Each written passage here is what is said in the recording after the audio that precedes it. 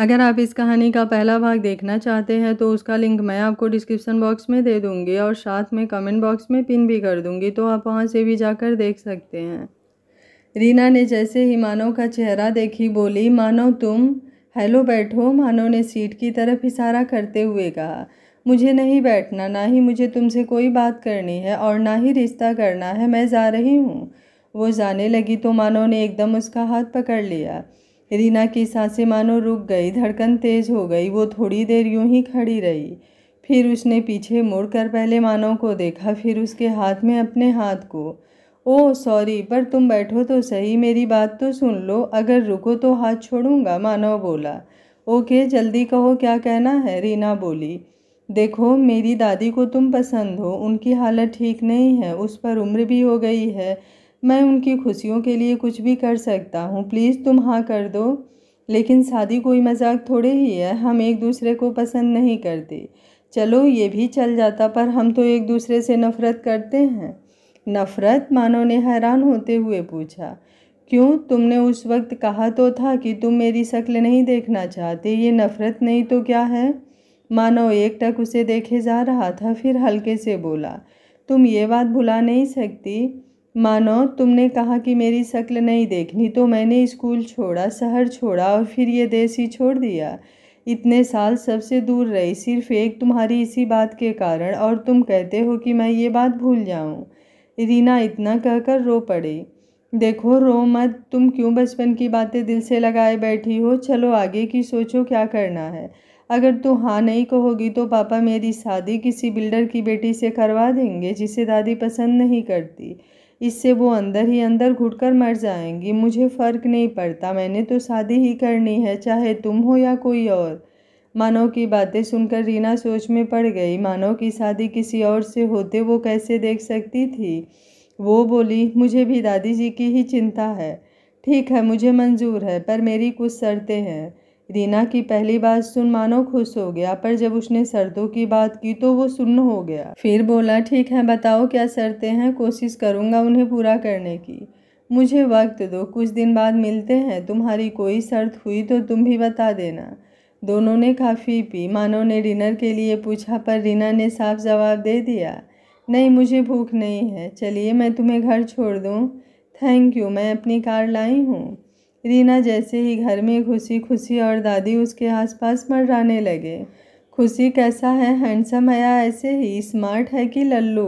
बस बस, पहले बैठ तो जाने दे, उसे जा पानी लेकर आ। रीना अपने में ही खोई थी, पानी पीते ही बोली, खुशी तू नाराज़ तो नहीं होगी?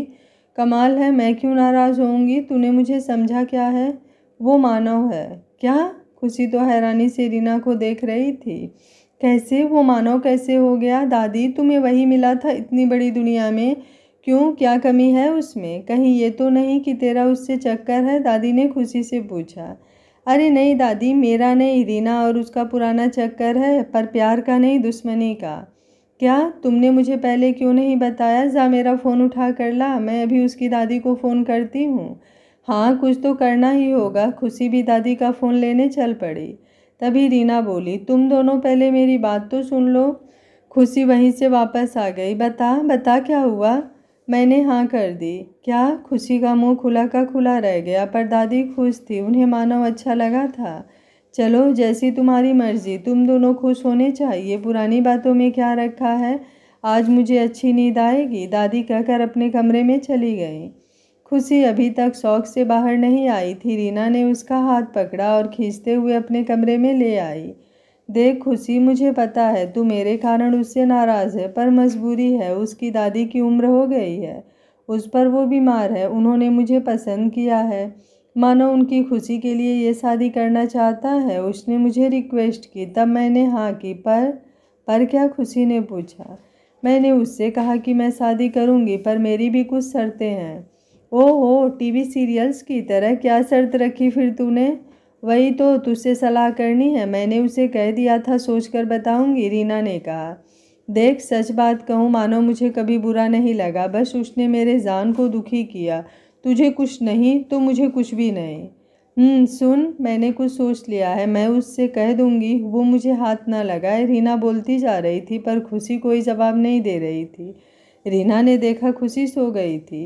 रीना भी सोने लगी कि उसके फ़ोन में मैसेज आया। उसने फ़ोन उठाकर देखा, मानव का था। कल 2 बजे उसी जगह मिलते हैं। ओके, मैं आ जाऊंगी, रीना ने मैसेज किया। तुम अभी सोई नहीं? तुम भी तो जाग रहे हो। अच्छा चलो, गुड नाइट। गुड नाइट लिख कर रीना सोने चल दी।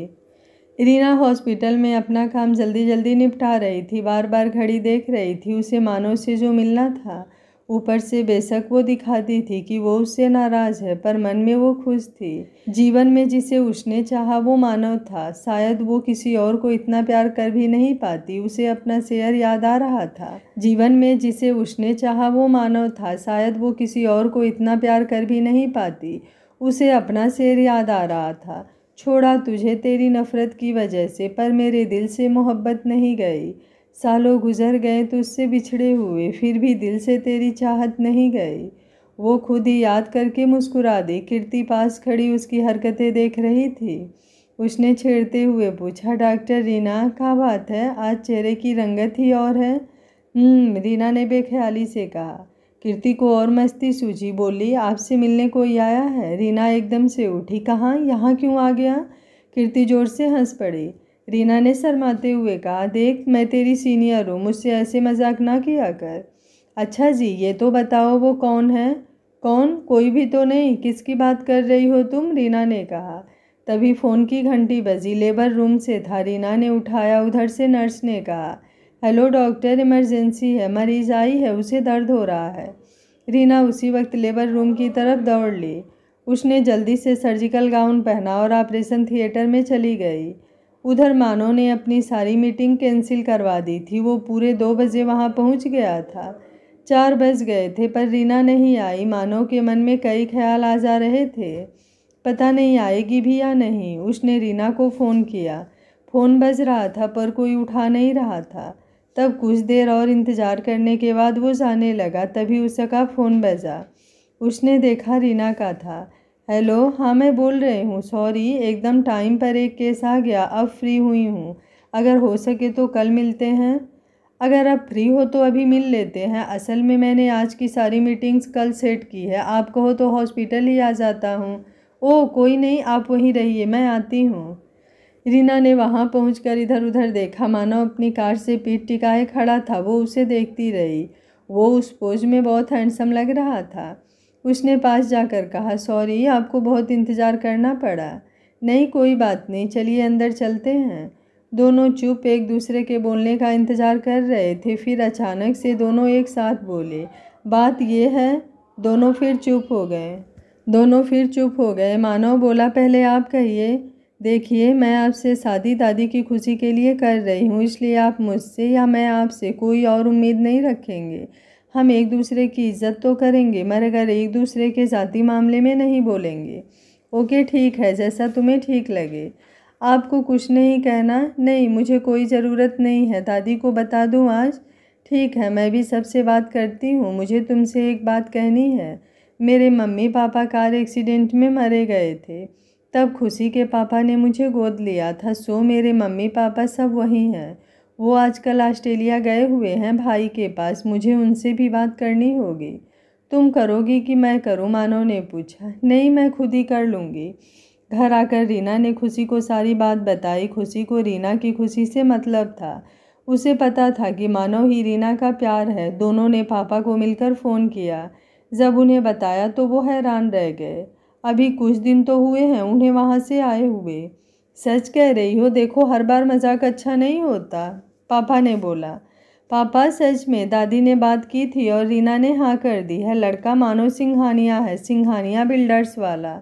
चलो रीना को पसंद होना चाहिए, पापा ने कहा।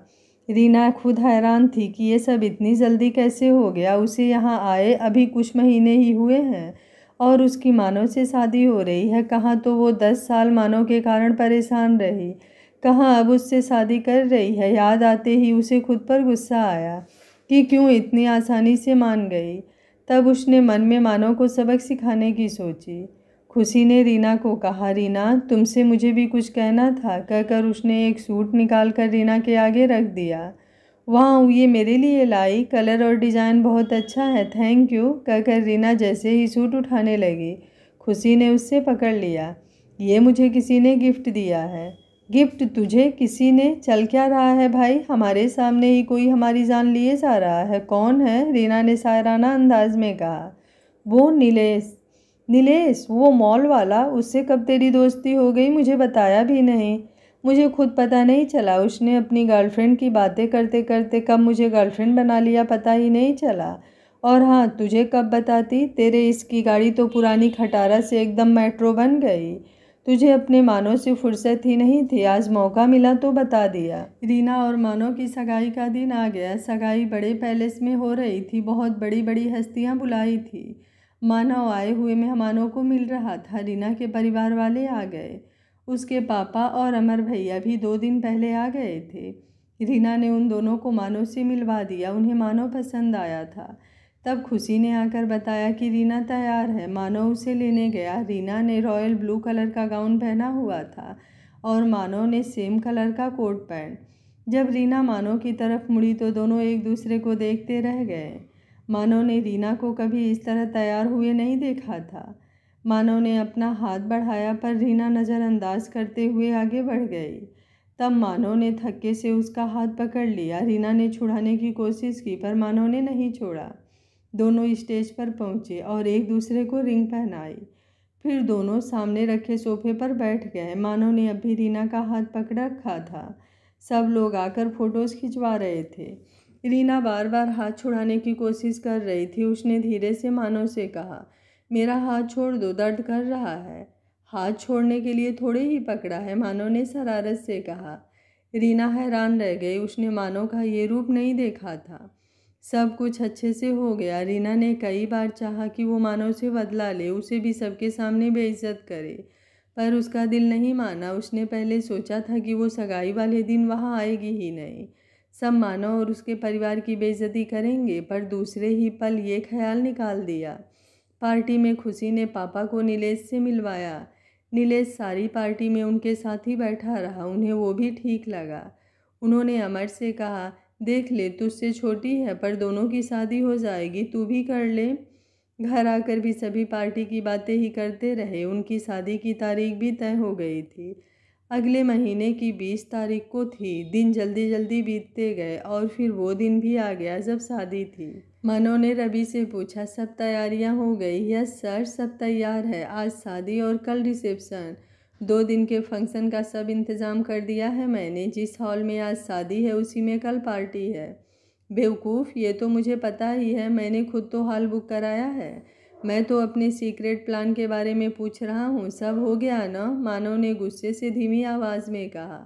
वो सब तैयार है, आप भी देखते रह जाएंगे। चलिए, मैं तो आपको लेने आया था। दादी बुला रही हैं, बारात चलने को तैयार है। तय समय में बारात पहुंच गई। मानव और रीना बहुत ही जच रहे थे। मंडप में मंत्रों के साथ दोनों की शादी हुई। पापा बहुत खुश थे पर मन ही मन उदास थे। अब बेटी पराई जो हो गई थी। खुशी ने पापा के आंखों में आंसू देखे तो उसकी आंखें भी नम हो गई। उसने पापा के गले लगते हुए कहा, पापा, मानो रीना को खुश रखेगा, आप दुखी क्यों होते हो? नहीं बेटा, ये मुझे पता है कि मानो उसे खुश रखेगा। हर माँ बाप को पता होता है, पर वो इसलिए रोते हैं कि जो हक उन्हें बेटी पर शादी से पहले होता है वो अब उसके ससुराल वालों का हो जाता है। अब हमें और रीना को मिलने के लिए उसके ससुराल वालों की परमिशन लेनी पड़ेगी। नहीं पापा, ऐसा कुछ नहीं होगा। रीना और मानव अलग किस्म के हैं और मानव के पेरेंट्स भी ऐसे नहीं हैं। देखिए, रोइएगा नहीं वरना रीना भी रो देगी। शादी पूरे रस्मों रिवाज से धूमधाम से हो गई। विदाई के वक्त रीना पापा, दादी, भैया और खुशी के गले लगकर बहुत रोई। मानव को रीना का उस दिन का रोना याद आ गया जब उसने लेटर पढ़ा था। उसे अपने आप से नफरत होने लगी। फिर पापा ने मानव से कहा, बेटा, ये हमारी जान है। बेशक इसे मैंने जन्म नहीं दिया, पर ये मेरे दिल का टुकड़ा है। देखना इसे दुख ना हो। हाँ, अगर कभी इसकी आंखों में आंसू आए तो मैं तुम्हें कहकर अमर भैया भी रो दिए। सब रो रहे थे। मानव ने सबसे वादा किया कि वो रीना को हमेशा खुश रखेगा। मानव के घर आते आते शाम हो गई थी। वहाँ बहू गृह प्रवेश की रस्में की गई। फिर मुँह दिखाई और पता नहीं क्या क्या रस्में हुई। रीना बुरी तरह थक गई थी जब लड़कियां उसे कमरे में छोड़ गईं। उसने कमरे को देखा। कमरा गुलाब और चमेली के फूलों से सजाया हुआ था। बेड पर भी फूलों से दिल बना रखा था। उसे शर्म आ रही थी, उसके गाल लाल हो गए। वो जाकर सोफे पर बैठ गई। उसे पता ही नहीं चला कब नींद आ गई। मानो उससे काफ़ी देर बाद आया। उसने रीना को सोते देखा तो उसके पास घुटनों के बल बैठ गया।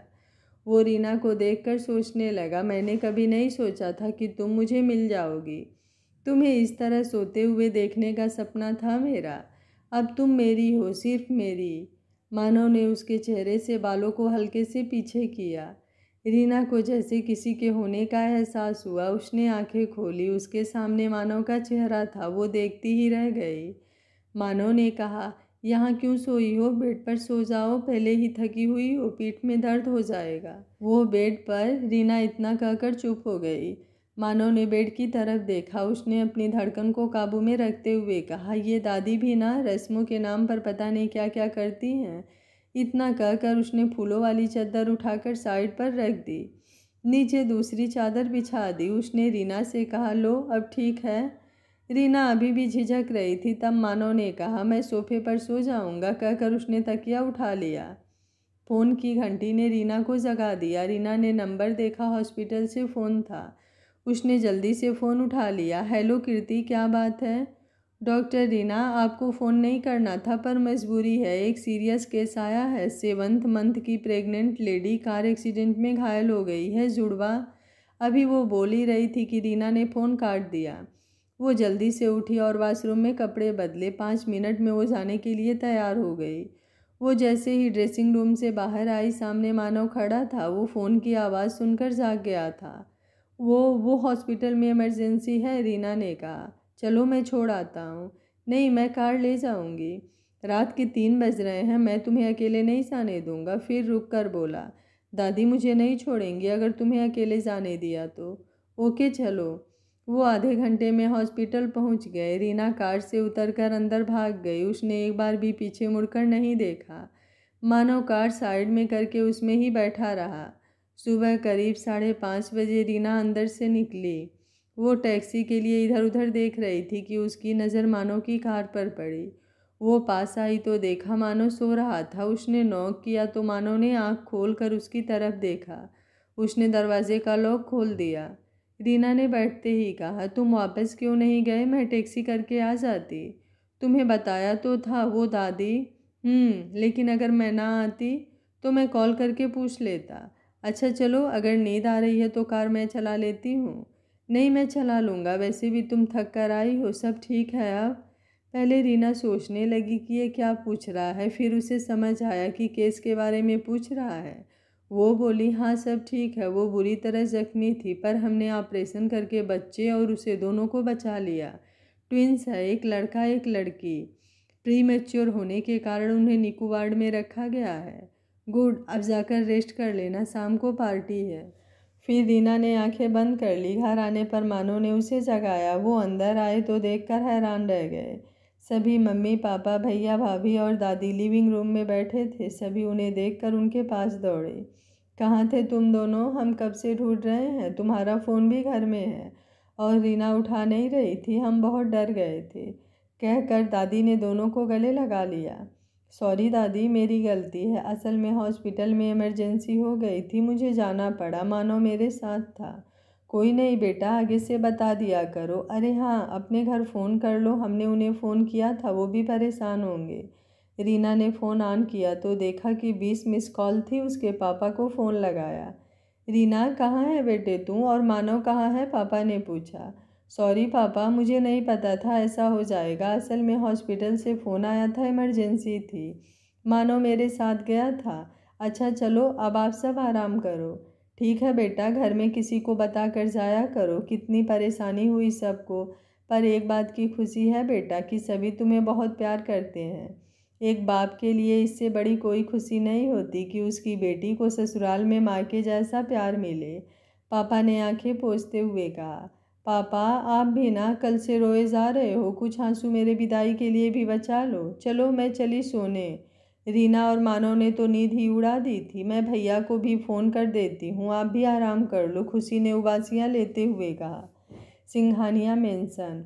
सभी काफ़ी देर तक बातें करते रहे। तब मानव ने देखा कि रीना ऊँघ रही है। वो बोला, सभी जाओ रेस्ट कर लो, शाम को पार्टी भी है, ऐसा ना हो पार्टी के वक्त सब सो रहे हो। उसकी बात सुनकर सब हंस पड़े। तब उसने रीना का हाथ पकड़ा और उसे कमरे में ले गया। पार्टी पूरे जोरों पर थी। बेशक हाल वही शादी वाला था, पर सजावट का डिज़ाइन बिल्कुल अलग।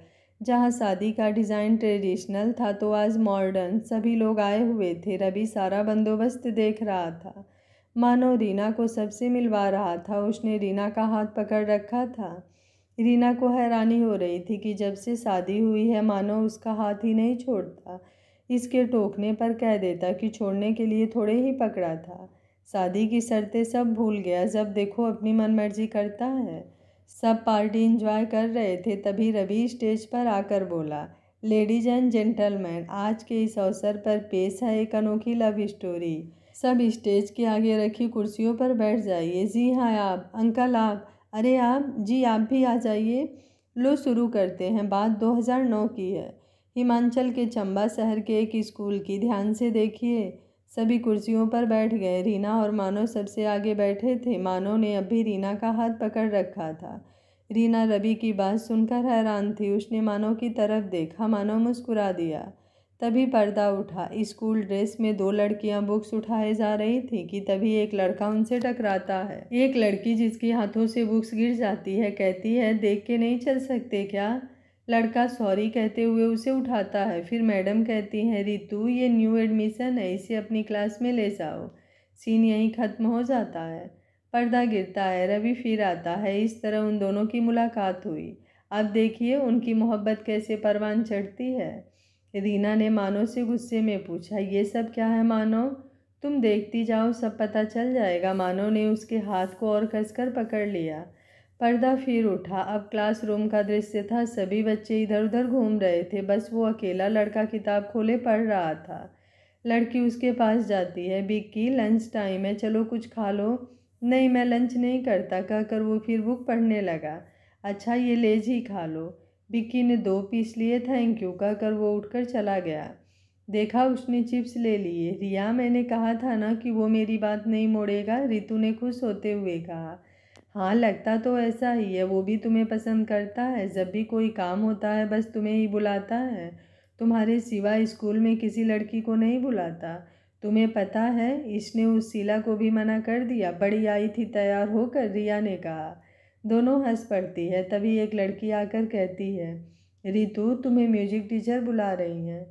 सीन बदलता है। मैडम के रूम में बिक्की पियानो के पास बैठा है। रितु मैडम के पास खड़ी है। मैडम बोली, रितु एनुअल फंक्शन में इस बार तुम बिक्की के साथ परफॉर्म करो, ये पियानो बहुत अच्छा बजाता है।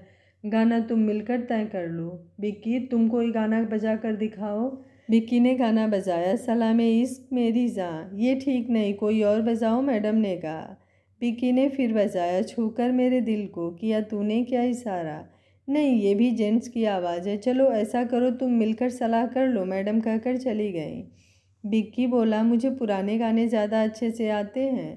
तो फिर क्या वो आता है, दिल तो है दिल, दिल का एतबार। हाँ ये आता है, चलो इसी की प्रैक्टिस करते हैं। पर्दा फिर गिर जाता है। रीना की धड़कनें तेज हो गई थी। उसके मन में कई ख्याल आ जा रहे थे। उसने इधर उधर खुशी को ढूंढा पर वो कहीं नहीं दिखी। मानो ने उसके हाथ से उसकी बेचैनी समझ ली। उसने रीना का हाथ दोनों हाथों में ले लिया और उसे धीरे से थपकाया। रीना को कुछ हौसला हुआ। तभी रवि स्टेज पर आया। अब आगे इन दोनों की कहानी नया मोड़ लेती है। ये स्कूल लेवल के फंक्शन में पार्ट लेते हैं और जीत जाते हैं। बस सफ़र के दौरान बिक्की सब बच्चों को छोड़कर रितु के पास ही रहता है। रितु को पूरा भरोसा हो जाता है कि बिक्की भी उसे प्यार करता है। उसकी सहेली रिया ने भी हौसला दिया। उसने प्रेम पत्र लिखकर बिक्की के बैग में रख दिया। आगे क्या हुआ देखिए। रीना की आंखें भर आई थी। उसने मानो की ओर देखा। मानो की आंखें भी गीली थी। पर्दा उठा। क्लासरूम का दृश्य था। बिक्की हाथ में कागज़ लिए क्लास के आगे आकर दूसरे लड़के से कहता है, ये खत पढ़ना हिंदी में है, मुझे हिंदी अच्छी तरह से नहीं आती। लड़के ने पढ़ना शुरू किया, मेरे बिक्की, जब से मैंने तुम्हें देखा है मैं तुम्हारी दीवानी हो गई हूँ। मुझे नहीं पता कि ये मैं तुम्हें कैसे बताऊँ, सो ये खत लिख रही हूँ। मुझे पता है तुम भी मुझे चाहते हो। लड़का खत पढ़ रहा था। सभी बच्चे हंस रहे थे। रितु अपनी सीट पर खड़ी थी, मानो जम गई हो। उसके आंखों से आंसू बहे जा रहे थे। तभी रिया बाहर से आई। उसने सबको हैरानी से देखा। उस लड़के ने पढ़ना जारी रखा। तुम मुझे ग्राउंड में मिलना, तुम्हारी रितु। रितु का नाम सुनते ही सभी चुप हो गए, क्योंकि सभी उसे पसंद करते थे। सब विक्की को बुरा भला कहने लगे। रिया ने रितु को गले लगाया और विक्की से बोली, तुम इसके काबिल ही नहीं हो। भगवान करे तुम्हारे साथ भी ऐसा हो, तुम भी तड़पो। मुझे क्या कह रही हो? अपनी फ्रेंड को समझाओ। सारा दिन मक्खी की तरह मेरे आगे पीछे भिनभिनाते रहती है, मानो ने चिढ़कर कहा। रितु रोते हुए कांपने लगी। रिया ने उसे कसकर पकड़ा और बाहर चली गई। सब विक्की को बोलने लगे कि उसे ऐसा नहीं करना चाहिए था। अगर पसंद नहीं तो मना कर देते। इस तरह सबके सामने जलील नहीं करना चाहिए था। विक्की खत लेकर रितु से माफ़ी मांगने दौड़ा। उसने देखा रितु अकेले खड़े रो रही थी। विक्की को जाने क्यों खुद पर गुस्सा आया। उसने ऐसा सभी लड़कियों को दूर रखने के लिए किया था। उसने सोचा भी नहीं था कि रितु पर ऐसा असर होगा। वो रितु की तरफ बढ़ा ही था कि रिया आ गई। चलो घर चलते हैं, मैंने मैडम से छुट्टी ले ली है, रिया ने कहा।